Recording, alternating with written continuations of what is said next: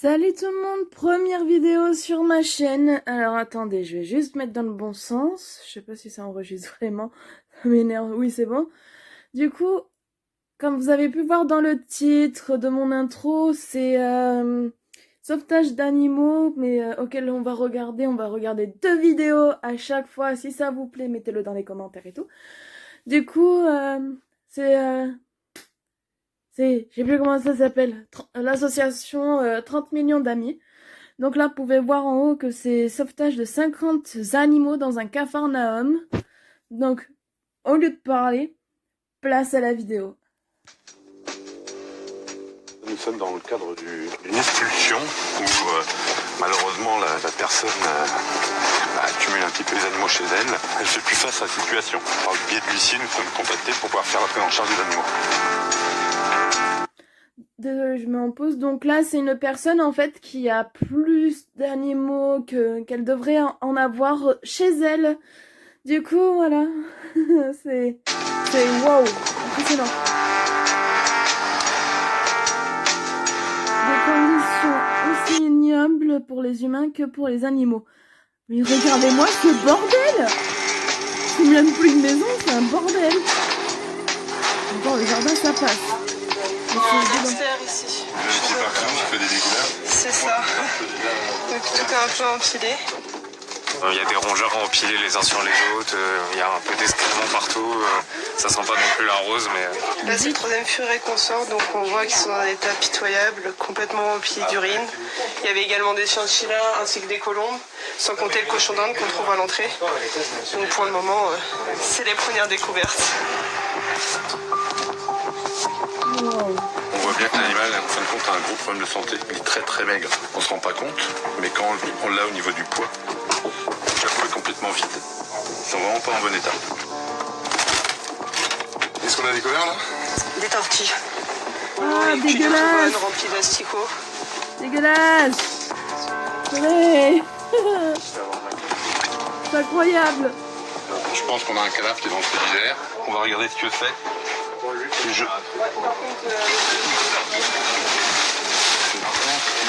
un animal. C'est un animal. Donc on va ouvrir dehors pour voir ce que c'est. Attendez, je suis choquée là! Wow.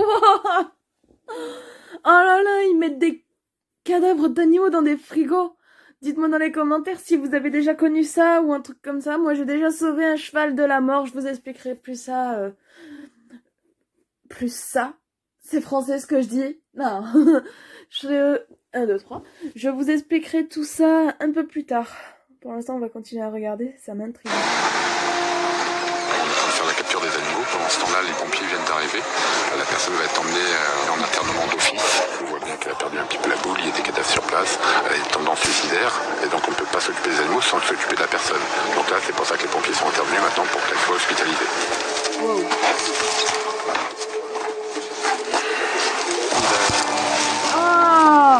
Je sais pas, un chat, je pense que c'est un chat, mais j'ai pas de certitude. C'est une odeur qui est vraiment prenante, ça baigne dans son jus avec les asticots. Malheureusement, cette personne doit être suivie parce qu'on ne peut pas faire ça.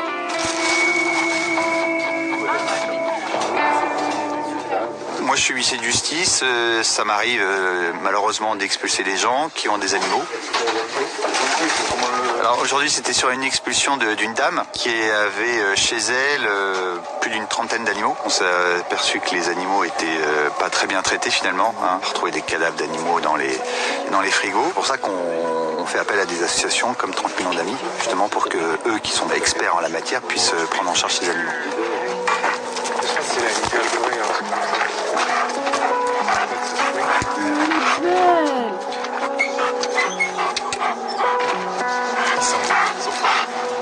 Pour l'instant, la première étape a été faite. On vient de récupérer 4 chiens avec la SPA d'étuilé. On a récupéré du coup des nacs aussi, un furet, cochon d'Inde, des petites colombes, des hamsters, gerbilles, 2 tortues qui étaient dans un bac complètement insalubre.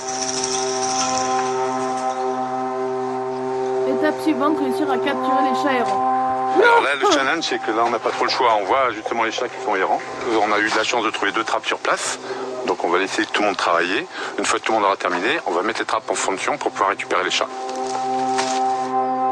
la femme vit toute seule, c'est habituel. Donc là, effectivement, on se retrouve maintenant avec plein de monde. Je pense qu'ils n'ont jamais vu ça. Donc ceux qu'on aurait peut-être pu tout bêtement attraper à la main tout à l'heure, maintenant, on ne peut pas faire autrement qu'avec la trappe. Allez.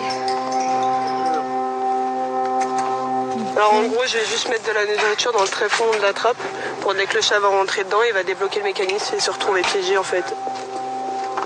La trappe vient de fonctionner, on a un chat noir dedans, donc on va faire le transfert, remettre la trappe en fonction.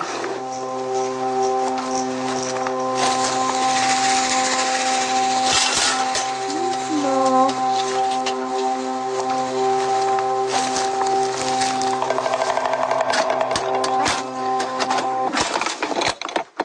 Il est dedans. Voilà. Bah, on avance petit peu par petit peu. Avec les chats, il faut s'armer de patience. Le pauvre chat, vous savez qu'il n'a rien demandé. Alors un deuxième? Un deuxième. Voilà, ils sont un petit peu affolés quand même parce que ça fait pas mal de chamboulements. Ça va aller, ils ont l'air de pas être trop en mauvais état, mais bon.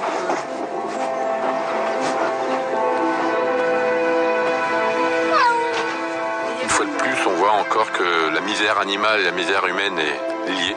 Cette personne, du coup, a été prise en charge par le SAMU et par les pompiers, donc elle va être hospitalisée d'office. Maintenant, c'est à l'État de prendre la relève par rapport à la personne. Nous, on a déjà énormément à faire avec les animaux.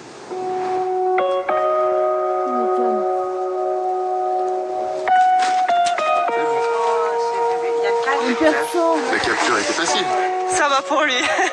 Mais bon, à mon avis, c'est un des plus sociables qu'il y a dans le lot. Comme on voit, ils sont très amaigris, pas du tout entretenus. Les yeux sont extrêmement sales.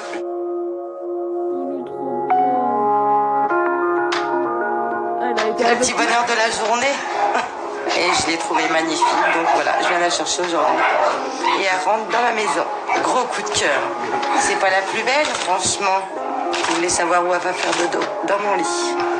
C'est tout, la coupée maintenant. Eh ben, merci à vous. Je vous en prie. Merci à vous aussi. Faites du bon travail.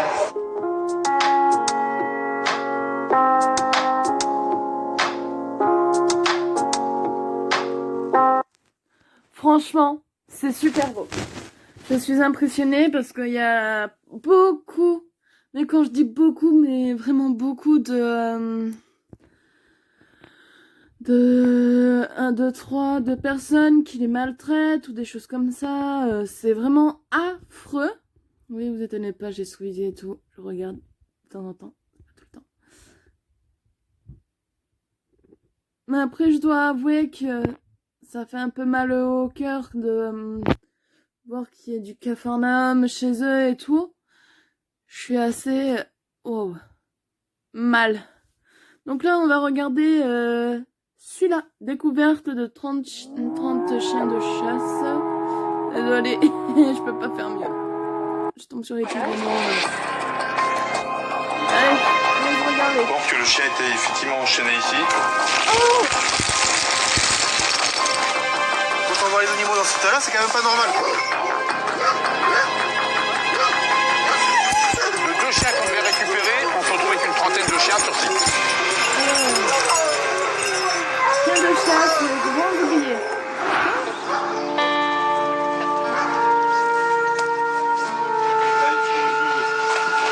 Lui, on va le monter là directement. Donc là, on est en Dordogne, en compagnie des services de gendarmerie, pour récupérer donc des chiens. Suite à une personne qui a été hospitalisée d'office, cette personne a un petit peu, on va dire, pété un câble, il a voulu tuer sa famille. Donc les gendarmes sont intervenus, ils ont amené la personne en psychiatrie, les armes ont été saisies sur les lieux, et ils ont constaté, en fin de compte, qu'il y avait des chiens sur les lieux. Et c'est comme ça qu'ils ont contacté la Fondation 30 000 amis. On a un chien, un berger malinois, les propriétaires en avaient peur, donc ils ne s'approchaient pas du chien.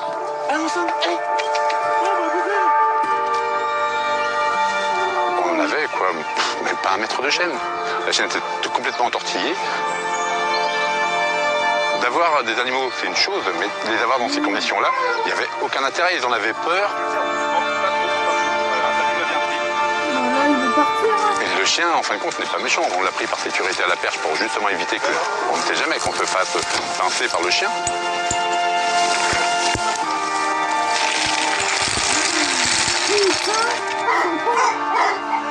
Il il faut lui remontrer qu'il peut avoir confiance en l'homme. C'est ça qui est le plus important.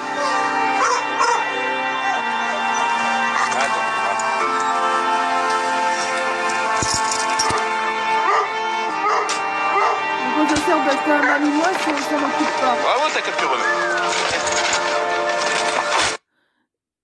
Des fois, je comprends pas les gars qui s'occupent des chiens, enfin veulent prendre un chien et qu'ensuite ils s'en occupent pas. Ben, c'est très con. Franchement, très con. Dites-moi dans les commentaires si vous êtes d'accord avec moi. À la Tuilerie, où il va être emmené, le chien va pouvoir justement s'épanouir, va pouvoir retrouver une nouvelle famille. C'est quand même terrible les conditions dans lesquelles il était. Ça, c'est ma mère qui s'en occupait. J'en ai aucun, moi, ça, mon mari. Il n'avait pas les prendre dès le début. Il est bien chez vous, sur votre propriété. À un moment donné, il faut remettre les choses dans le contexte aussi. Quand on voit les animaux dans cet état-là, c'est quand même pas normal, quoi. C'est quand même particulièrement cruel, c'est quand même horrible de laisser des comme ça. Vous trouvez pas? Si. J'ai dit plusieurs fois à mon mari, mais jamais il s'en foutait. La bonne excuse. Allez, Doc, viens. Voilà. D'accord. Voilà, Vérifie, bon, ben là, on va tu ton papa. Je pense que le chien était effectivement enchaîné ici. On ne sait pas trop si c'est un lieu de vie uniquement du chien ou si c'est aussi le lieu de vie des personnes. Parce qu'on a quand même un feu, ça m'étonnerait qu'il fasse le feu pour le chien. On est malheureusement dans une très grande précarité encore.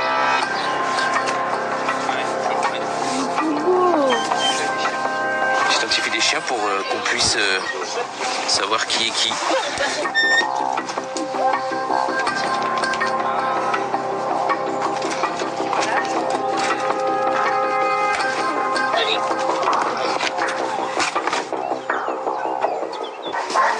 Je pense qu'il est passé de l'autre côté.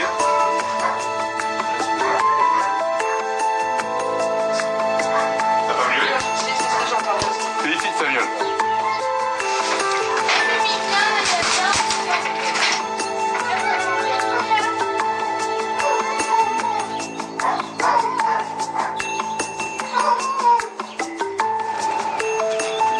Vas-y.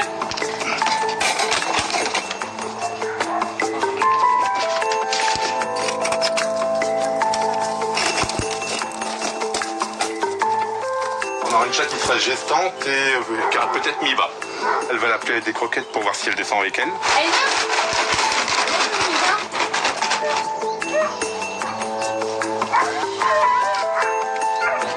Parce que ma crainte, ce serait quoi? Elle est mis bas quelque part dans la grange. C'est pour ça que Steve est toujours intérieur pour vérifier partout qu'il ne voit pas des petits bébés. Parce que ça, c'est la plus grande crainte qu'on peut avoir. Là, on va quitter les lieux, on sera à 500 km et ils peuvent mourir de faim tout seuls. Mais là, comment apparemment elle n'a pas mis bas, on est tranquille. Mais on vérifie par acquis de conscience.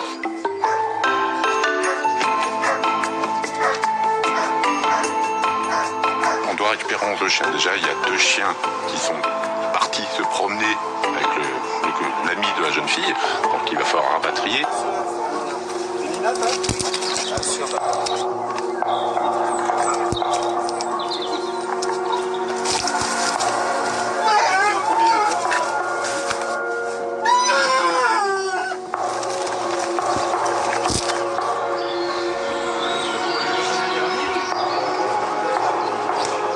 Hier soir, un ami chasseur à lui est venu chercher 2 chiens qu'on devait récupérer ce matin.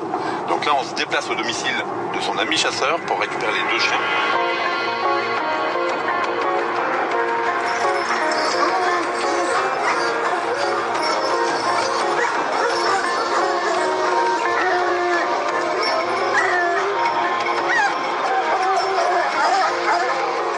La personne nous avait caché 2 chiens hier. Après enquête de voisinage, on se rend compte qu'il y a des chiens qui sont, eux, cachés dans les bois. Grâce à la persévérance des gendarmes, tout de suite, on a pu aller sur les lieux. On est effectivement sur un dépôt de chiens de chasse. On a des chiens qui servent du coup soit aux sangliers, soit autres. Les gens veulent pas des chiens chez eux parce qu'ils ils gueulent et quoi que ce soit. Et du coup, ils trouvent un endroit isolé où ils les stockent.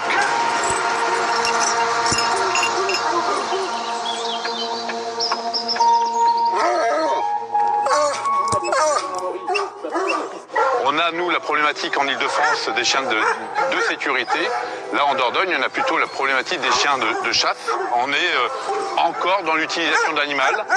On a là justement un chien qui est gentil comme tout, sauf qu'il a plein de traces, de blessures au niveau des oreilles. Donc c'est des animaux qui doivent s'attaquer quand ils sont en meute aussi. On a plein de petits soucis, l'autre qui a plus de poils, il y en a un autre qui est aussi prostré à l'intérieur du machin.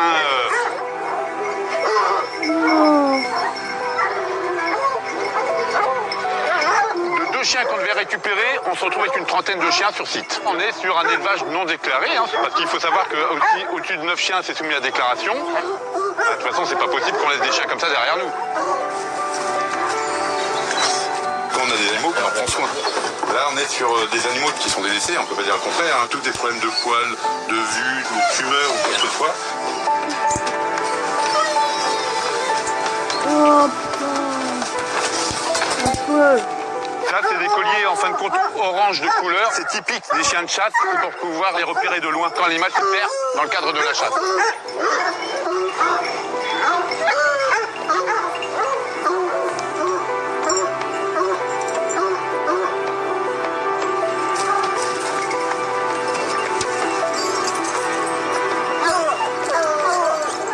Vous savez, vous avez droit à 49 chiens quand vous êtes en installation classée. On n'est pas dans le cadre légal, vous le savez. Voilà, on est bien d'accord. On voit qu'il y a des animaux qui ont des soucis de santé. Lui, il a une tumeur.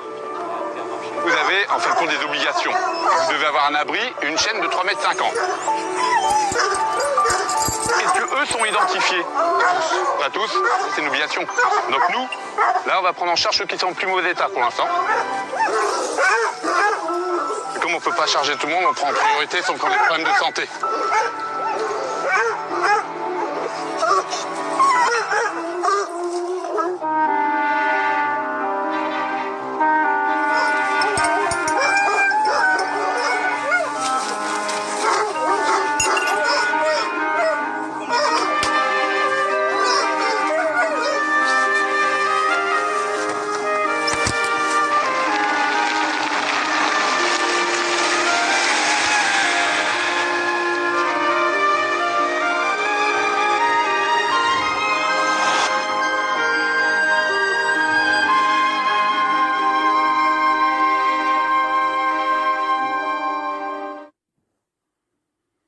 Voilà. Putain, wow. Même en Dordogne, je pensais pas qu'il y en avait en Dordogne, mais si, il y en a. Putain, je suis impressionnée. Bon. Dites-moi dans les commentaires si votre petite série, vous a plu. Si ce n'est pas le cas, vous me dites aussi dans les commentaires. Vous abonnez si vous aimez ma chaîne. Et, comment dire en espagnol? J'ai peur de me gourer encore. Ah si, c'est bon. Ciao!